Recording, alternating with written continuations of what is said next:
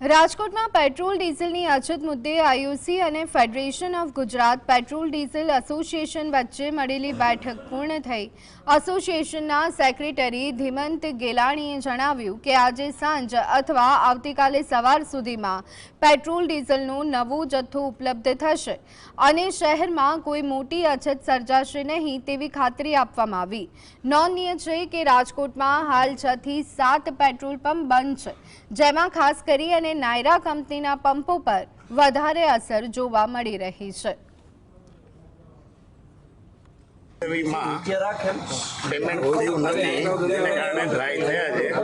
એની જ રજૂઆત કરવાની છે કે અત્યારે બધાને શનિ રવિમાં માલ મળવો જોઈએ।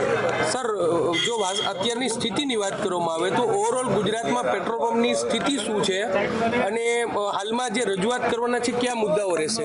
ફક્ત ને ફક્ત સપ્લાય રેગ્યુલર મળતી રહે એ અમારી રજૂઆત છે।